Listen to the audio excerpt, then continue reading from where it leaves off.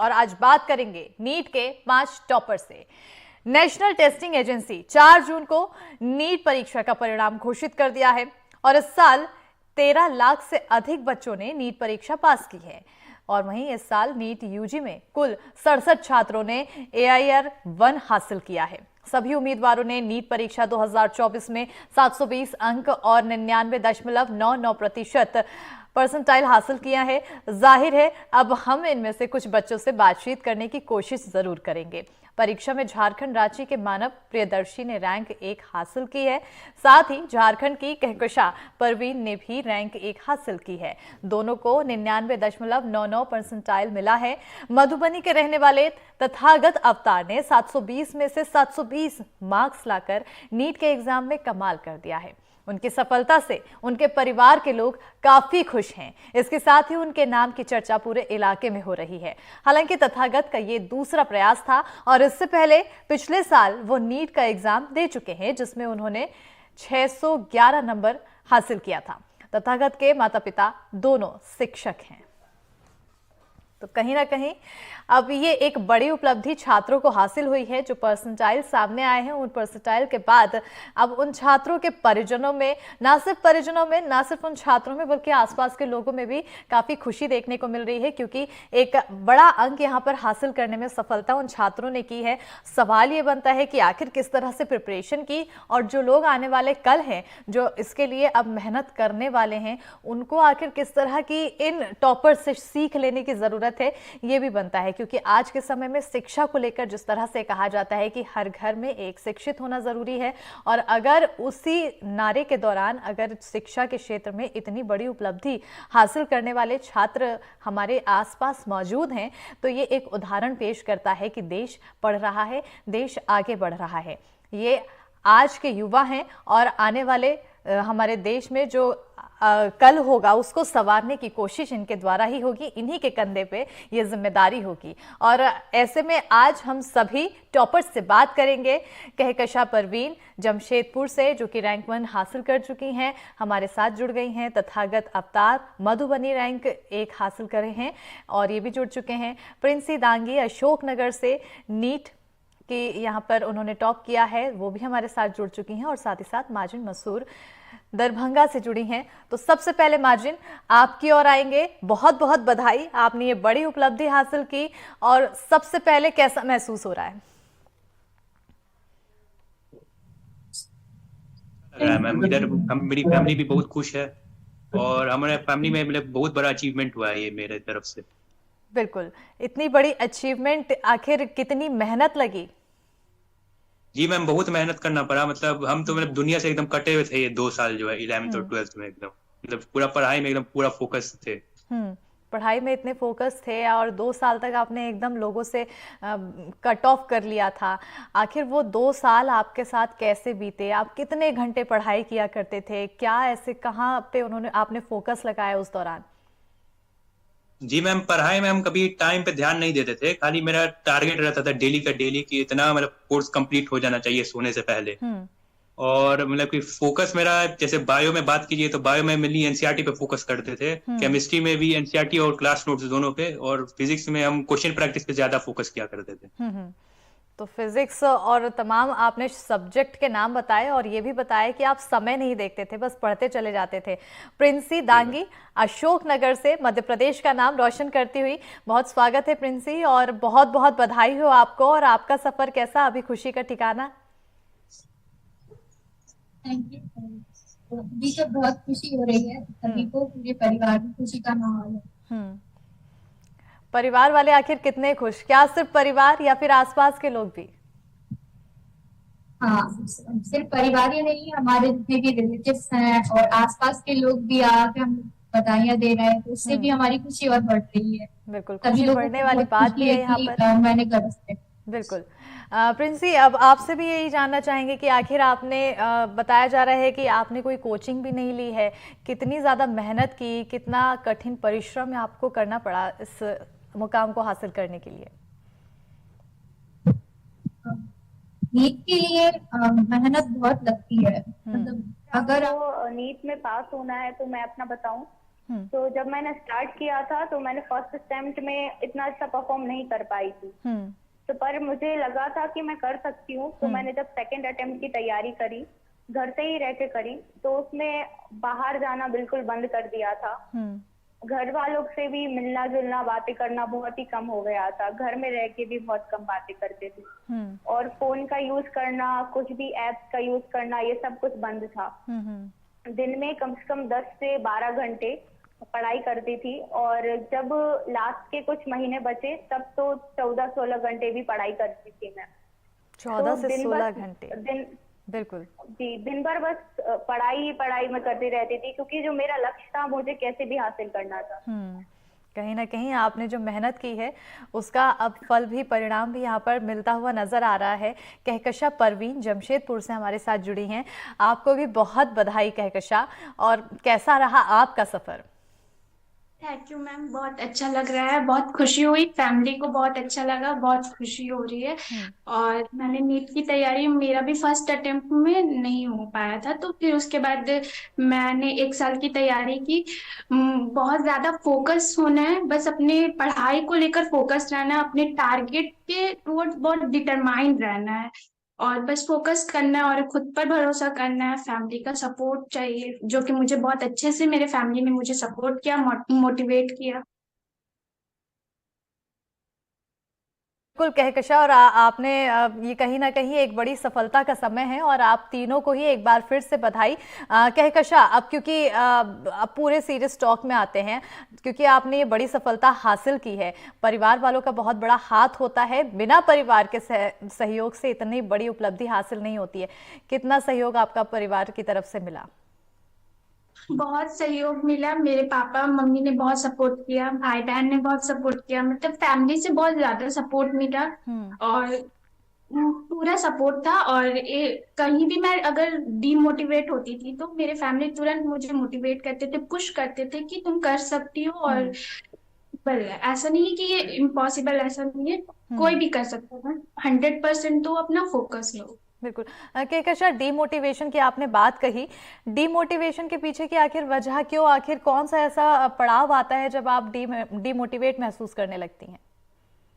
Demotivation का सबसे बड़ा जो रीजन होता है, मुझे ऐसा लगता है कि टेस्ट में अगर कुछ मार्क्स कम आ जाते हैं, कुछ ऐसी गलती हो जाती है जो हमें आती है तब भी हम मिस्टेक कर देते हैं, तो बहुत ये होता है कि मतलब कैसे ऐसा गलती हो गया, ये कैसे हो गया। तो उस टाइम पर मैं टेस्ट देकर आती थी, पेरेंट्स से बात करती थी, तो बोलते थे तो होता है, बस तुम्हें ये देखना है कि नेक्स्ट टाइम ये गलती रिपीट नहीं होनी चाहिए और पूरा। बिल्कुल। माजिन, अगर आपके परिवार की बात करें तो आपके फैमिली में आखिर कौन कौन है? जी मैम, मेरे परिवार में मेरे पापा हैं, वो डॉक्टर हैं, और मम्मी तो हाउस वाइफ हैं। मेरे बड़े भाई जो है वो भी BDS कर रहे हैं डेंटल में, और मेरा छोटा वाला भाई 10th में अभी, यानी इस साल कि बोर्ड में। आपके घर में पूरी तरह से पढ़ाई लिखाई वाला माहौल ही देखने को मिला शुरू से। जी मैम, जी मैम। कितना सपोर्ट किया गया परिवार की तरफ से? जी मैम, परिवार से तो बहुत सपोर्ट था, और बचपन ही से मतलब चारों तरफ से रोल मॉडल से घिरे हुए थे कि चारों तरफ मतलब जो भी देखे, जहां भी देखे, डॉक्टर ही डॉक्टर थे। नाना भी डॉक्टर थे, दादा भी डॉक्टर थे, जितने मामू हैं वो भी सब भी डॉक्टर है, खाला सभी हम मेरी डॉक्टर है। तो कभी और कोई प्रोफेशन दिमाग में कभी आया ही नहीं। माजिन, क्योंकि आपने बताया कि आपके पूरे परिवार में चारों तरफ सब डॉक्टर ही डॉक्टर थे, ऐसे में कितना ज़्यादा सहयोग मिलता है जब आसपास सारे डॉक्टर हों और आपका भी गोल वही हो और उसको अचीव करना हो? जी मैम, बहुत मोटिवेशन बहुत ज्यादा मिलता है, मतलब देखने को की वजह आपसे देखने को मिलता है कि डॉक्टर लोग कैसे काम करते हैं और कितना डिटर्मिन्ड रहते हैं। हमको तो अभी तक याद है कि मेरे नाना जो है मतलब इतना एज होने के बावजूद किताब खोल के पढ़ते रहते थे, तो बहुत मोटिवेशन उससे मिलता था मुझे। पढ़ाई लिखाई में किस तरह से मदद मिलती है आपको आपके परिवार की तरफ से? पढ़ाई में मम्मी बहुत ज्यादा सपोर्ट करती थी, और कब जैसे भी जब भी टेस्ट में नंबर कम आता था तो बहुत मोटिवेट करती थी हमको पढ़ने के लिए कि और कर सकते हो। बिल्कुल। तो कहीं ना कहीं आपके लिए प्लस पॉइंट ये था कि आपका जो पूरा परिवार था डॉक्टर से भरा पड़ा था, और ऐसे में आपके लिए जो गोल था उसके ओर बढ़ने में और भी ज़्यादा मोटिवेशन प्राप्त हुआ आपको। प्रिंसी, अगर आपके परिवार की बात करें तो आपके परिवार की तरफ से कितना सहयोग आपको इस उपलब्धि के लिए मिला? मेरे परिवार ने मुझे हमेशा से ही पढ़ाई में बहुत सपोर्ट किया है। मेरे पिता टीचर हैं, तो बचपन से मैं कभी भी बाहर कोचिंग के लिए गई ही नहीं थी घर से बाहर। जितना भी कुछ भी पूछना पड़ता था किसी भी सब्जेक्ट के लिए, वो सब सब्जेक्ट मुझे समझा देते थे घर पे। और माँ तो हमेशा ही डांट डांट के होमवर्क करवाती रहती थी, तो उससे ही मुझे हमेशा से ही पढ़ाई में डिसिप्लिन रहने की और फोकस करके एक जगह पढ़ाई करने की आदत मुझे बचपन से ही थी। तो उसकी वजह से भी बहुत हेल्प हुई। और जब जैसे टेस्ट में कम मार्क्स आए कभी, तो उस समय भी मेरी फैमिली ने, जैसे मैं डिमोटिवेट हो जाती थी, तो मेरे पिता, मेरे माता, वो आके हमेशा मुझे समझाते थे कि तुम बहुत अच्छा कर सकती हो और तुम में हमें बहुत विश्वास है। तो इससे मुझे बहुत विश्वास मिलता था और मैं अगले टेस्ट में और अच्छा परफॉर्म करती थी। बिल्कुल प्रिंसी, क्योंकि आपके फादर टीचर हैं, तो क्या आपका शुरू से ही इसकी नीट की और नीट क्लियर करने की और आपका रुझान रहा, या फिर कभी ऐसा हुआ कि बचपन में हम बहुत सपने देख लेते हैं, टीचर बनेंगे, पायलट बनेंगे, आपने ऐसा कुछ सपने देखा था? मैं सच बताऊं तो मुझे, जब मैं सेकंड क्लास में थी, जब से मुझे सिर्फ डॉक्टर बनने का ही सपना मेरे दिमाग में था और मैंने कभी उसे नहीं छोड़ा और हमेशा से बस यही बोलती थी सभी को कि मुझे डॉक्टर बनना है और अब मैं अपना सपना पूरा करूंगी। बिल्कुल, आप अपने सपने की ओर बढ़ती हुई नजर आ रही हैं और आगे भी इसी तरह से आपको तरक्की मिलती जाए, कहकशा। अगर अब हम आपके रूटीन की बात करें, तो आखिर आपका रूटीन इस पूरी तैयारी के दौरान क्या कुछ रहा? मैम, मैं जो भी मतलब पढ़ाई होता था उसको आकर अपने रूम में रिवाइज करती थी, और अगर बचता था तो जो बैक पोर्शन था उसको रिवाइज करती थी। और मेरा ये था कि टॉपिक को पर फोकस करो, टाइम पर नहीं। वो 2 घंटा ले, 3 घंटा ले, 4 घंटा ले, वो नहीं। मुझे अपना ये टॉपिक आज करना है, तो बस मेरा वही एम रहता था हर डे का। तो आपने भी किसी तरह की कोचिंग की या फिर कुछ स्पेशल क्लासेस? यस मैम, मैंने कोटा से कोचिंग की है। तो क्योंकि बहुत सारे बच्चे कोटा जाते हैं और कोटा जाने के बाद कई ऐसी खबरें आती हैं, डिमोटिवेशन का वहां पर लोग शिकार हो जाते हैं। आपका वहां पे आखिर कैसा पूरा एक्सपीरियंस रहा? ऐसा कोई तो डिमोटिवेशन नहीं होता है, मुझे नहीं लगता होना चाहिए, क्योंकि हम वहां सिर्फ पढ़ने जाते हैं, हमारा एक ही फोकस रहता है, बस पढ़ना है। और जैसा टीचर बताए, जैसा पेरेंट्स जो बोलते हैं, बस उस बात पर चलना है। और जो भी टेस्ट में अगर कम भी मार्क्स आ रहे हैं, तो टेस्ट होता है कि हम अपने आप को चेक करें, हम कहाँ हैं, हमारी कितनी तैयारी हुई है, कौन सा टॉपिक छूट रहा है। तो मुझे नहीं लगता उसे ऐसा डिमोटिवेशन की तरह नहीं लेना चाहिए, उसे एक प्रैक्टिस होता है, उससे एक सीखने को मिलता है कि हमारी क्या मिस्टेक हो गई थी क्या। और सपोर्ट पूरा मेरा था। तो और एक ये मानना, खुद पर भरोसा करना है कि मुझ में पोटेंशियल है, मैं कर सकती हूँ। बिल्कुल, आपने पोटेंशियल की बात कही, लेकिन अब क्योंकि आपने कोटा का जिक्र कर ही दिया है, तो एक सवाल ये भी बनता है, क्योंकि आप वहाँ उन लोगों के बीच में रही हैं, वहाँ के आपके वातावरण से वाकिफ हैं। ऐसे में कई ऐसे बच्चे हैं जो सुसाइड अटेम्प्ट्स कर लेते हैं।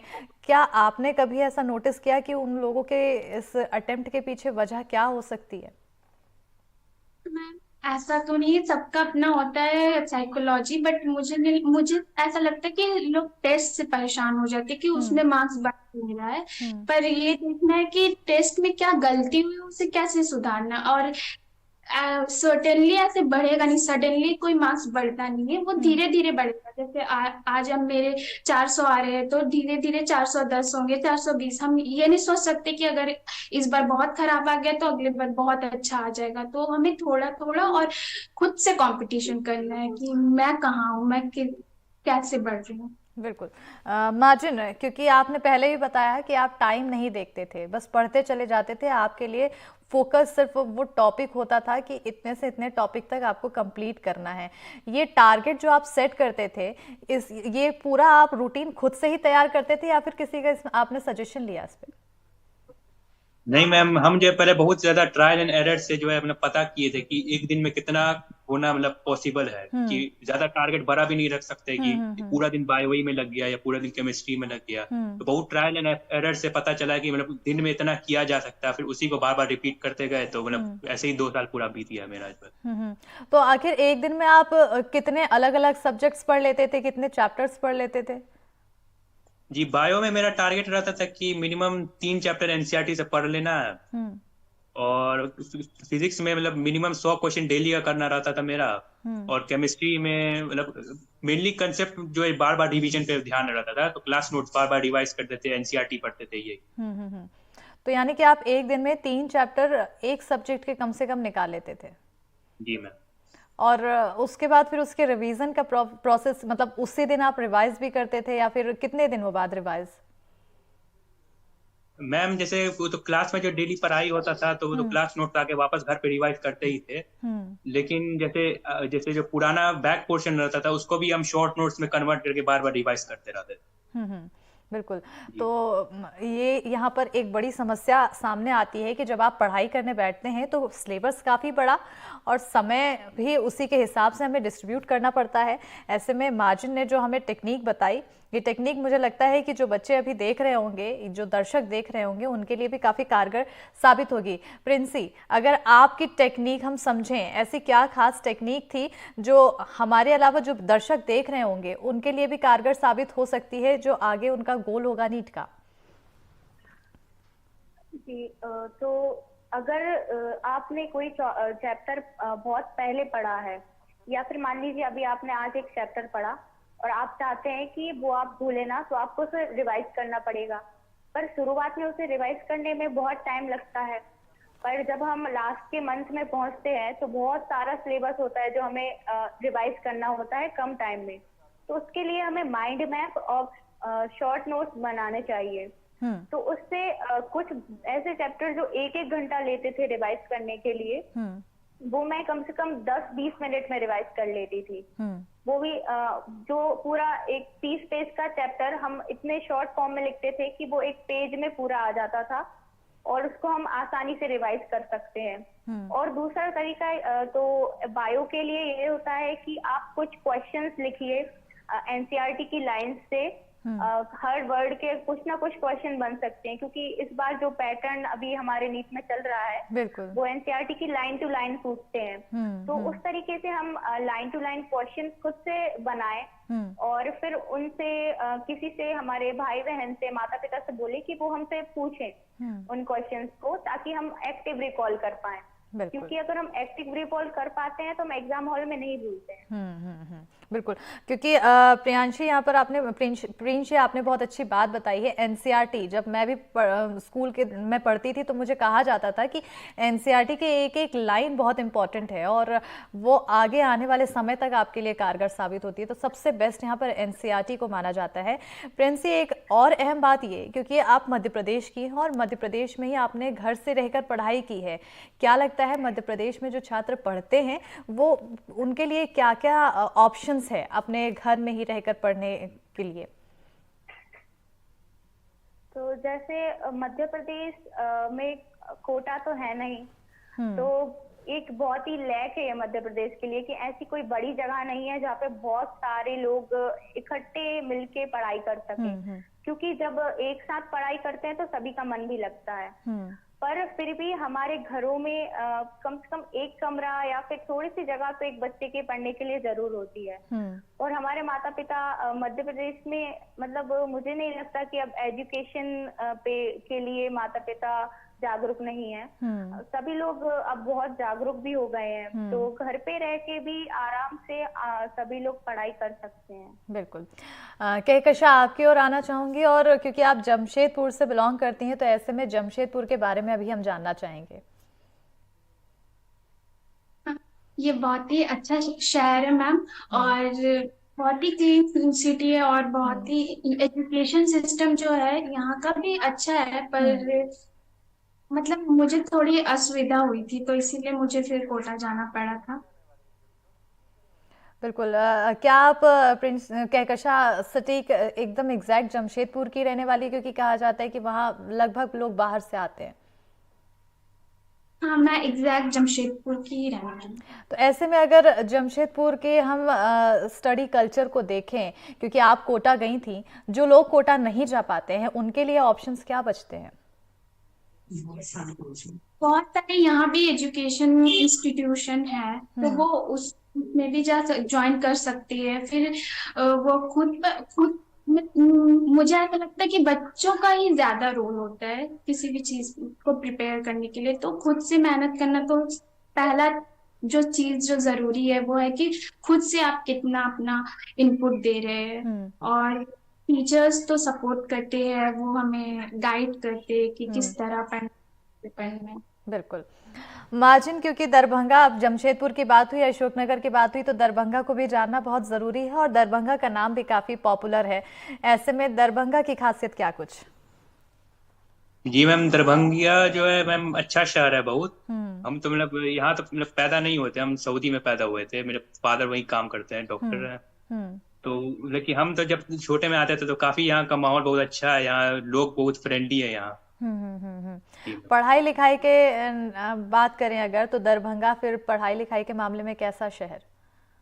जी मैम, पढ़ाई लिखाई के मामले में दरभंगा मतलब प्रोग्रेस तो कर रहा है, लेकिन थोड़ा धीरे है। मतलब उतने इंस्टीट्यूट्स तो खुल रहे हैं यहाँ, जैसे कोटा वाले इंस्टीट्यूट यहाँ भी खुलने लगे धीरे धीरे, लेकिन अभी प्रोग्रेस मतलब थोड़ा धीरे हो रहा है यहाँ। बिल्कुल, क्योंकि प्रोग्रेस आपने धीरे होने की बात कही है, ऐसे में आपको इस मामले में कितनी परेशानी झेलनी पड़ी?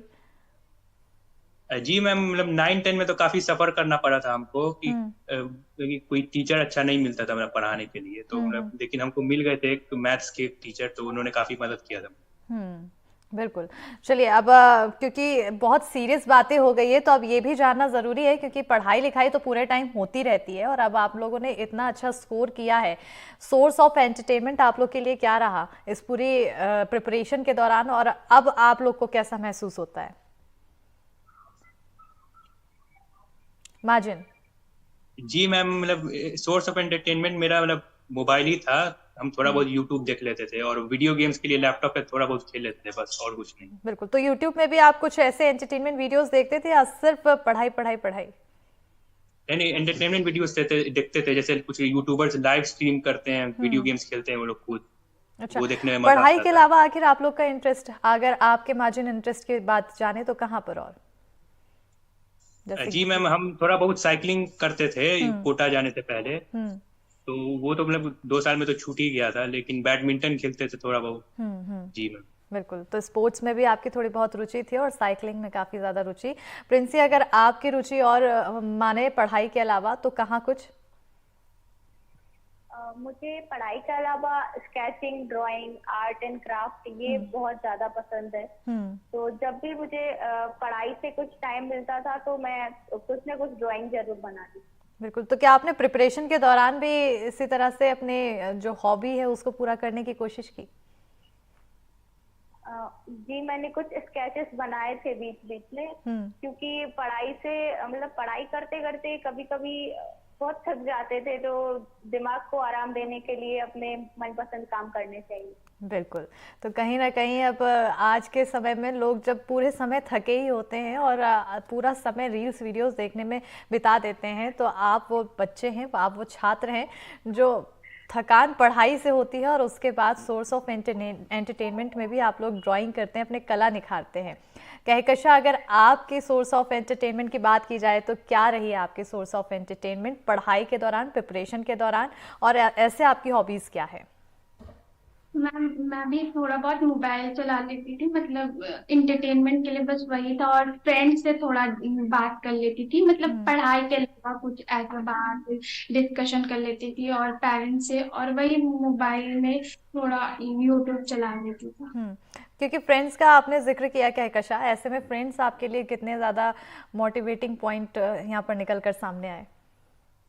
फ्रेंड से एक पहला जो पॉइंट जो बहुत बेनिफिशियल होता है स्टडी में, वो होता है कि नॉलेज शेयरिंग हो जाता है। जो मुझे नहीं आता मैं उनसे पूछ लेती हूँ, वो मुझसे पूछ लेते थे, और उसी बीच हंसी मजाक भी हो जाती थी, तो माइंड भी फ्रेश हो जाता था और ऐसा लगता था पढ़ाई भी हो गया, माइंड भी फ्रेश हो जाता। बिल्कुल, माइंड फ्रेश होना बहुत ज़्यादा ज़रूरी है। और अब देखिए, क्योंकि अब हम अपने कार्यक्रम के आखिरी पड़ाव की ओर आ रहे हैं, ऐसे में अब आप, क्योंकि तीनों ही लोग टॉपर हैं और एक ही कंडीशन से आप सब लोग गुजरे होंगे पढ़ाई के दौरान, कुछ अंतर भी रहा होगा, ऐसे में क्या आपस में आप तीनों एक दूसरे से सवाल पूछना चाहेंगे कुछ?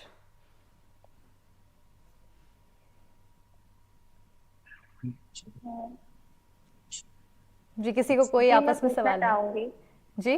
जी, मैं पूछना चाहूंगी कि जैसे कहकशा जी कोटा में जाके उन्होंने पढ़ाई करी थी। तो अभी कोटा का माहौल पढ़ाई के लिए क्या वैसा ही है जैसे पहले हुआ करता था? क्योंकि अभी बहुत सी खबरें हम सुनते हैं, कुछ गलत खबरें भी आती हैं।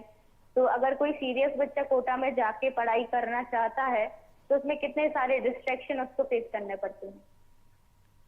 तो कोटा में तो वैसे आपको डिस्ट्रैक्शन तो हर ही जगह मिलेगा। वो तो खुद को सेल्फ कंट्रोल करना सीखना है हमें, कि हम अपने आप को कैसे कंट्रोल कर सकते हैं। पढ़ाई पे फोकस रहेगा तो आपका फोकस अल्टीमेटली और इधर मतलब दूसरे चीज पर नहीं जाएगा। आपको खुद पर भरोसा रखना, खुद पढ़ाई पर फोकस रखना है। दूसरे चीज या फिर जो भी चीज जो होती है डिस्ट्रैक्शन होता है उससे बचना है, खुद को कंट्रोल करना है। बिल्कुल। मार्जिन, क्या आप कुछ पूछना चाहेंगे आप दोनों सहयोगियों से? जी मैम, नहीं मैम, वो प्रिंसी दीदी का मतलब हम क्वेश्चन आंसर करना चाहेंगे कि आप बोले थे सीरियस स्टूडेंट्स जो है ना, उनका सबसे ज्यादा फायदा होता है मतलब कोटा जाके, क्योंकि उनको बहुत अच्छा माहौल मिल जाता है। और अगर दूसरे और सीरियस फ्रेंड्स मिल जाए कि जो पढ़ाई के लिए सीरियस है, तो और बहुत ज्यादा बेनिफिट मिलता है। मतलब जो आपका एफर्ट रहता है वो 2x 3x होने लगता है। बिल्कुल। कहकशा, क्या आपका कोई सवाल? तो मैम बिल्कुल। चलिए, आप लोगों का बहुत बहुत शुक्रिया हमारे साथ जुड़ने के लिए, और आप लोगों को बहुत बहुत बधाई। अब जी भर के आप सभी मिठाई खाइए, अपने परिवारों के साथ खुशियां मनाइए, और हमारे साथ जुड़ने के लिए बहुत आभार।